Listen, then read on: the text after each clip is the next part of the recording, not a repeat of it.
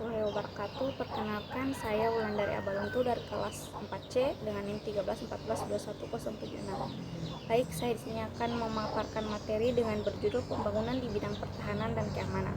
Langsung saja kita masuk di pembangunan kekuatan pertahanan. Pembangunan kekuatan pertahanan mencakup pembangunan kemampuan nasional di bidang pertahanan pada tingkat kebijakan maupun tingkat operasional.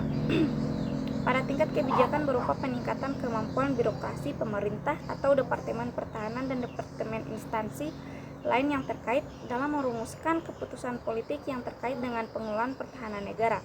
Sedangkan pada tingkat operasional berupa pembangunan kekuatan komponen pertahanan yang terdiri dari komponen utama, Tentara Nasional Indonesia, komponen cadangan, dan komponen pendukung. Keterlibatan warga negara dalam upaya pertahanan negara merupakan hak dan kewajiban konstitusional setiap warga negara Republik Indonesia.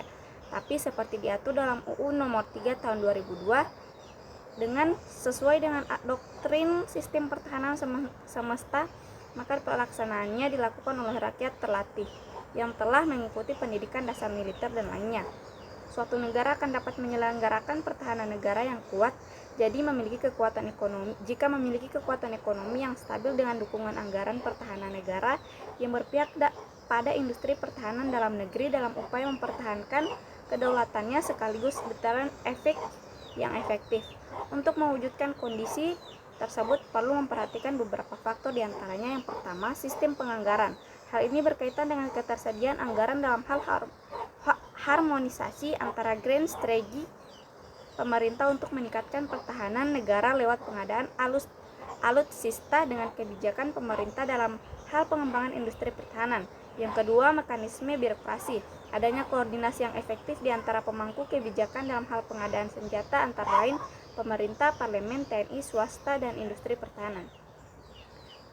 Kita masuk di keamanan. Konsep keamanan tidak hanya difokuskan pada negara dan aspek teritorial, tapi juga pada individu-individu yang semestinya menjadi pusat perhatian.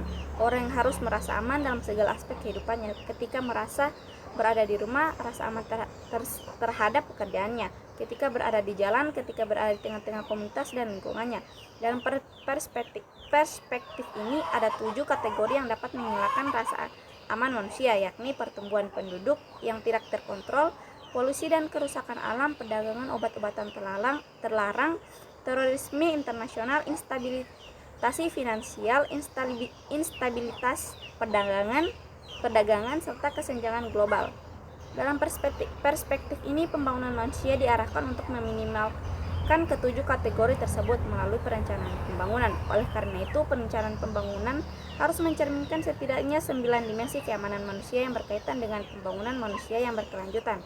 Ke-9 dimensi tersebut meliputi keamanan ekonomi, keamanan finansial, pangan, keamanan dalam hal kesehatan, dalam hal lingkungan hidup, personal, keamanan gender, komunitas, serta keamanan politik. Permasalahan penting yang kemudian muncul dari paradigma realis tentang keamanan nasional lebih banyak bukan disebabkan oleh orientasi mereka pada ancaman militer yang berasal dari luar, melainkan lebih pada kedudukan sentral negara dalam seluruh perencanaan masalah keamanan nasional dan penggunaan kekuatan berencana sebagai instrumen paling penting untuk menjawab masalah keamanan nasional.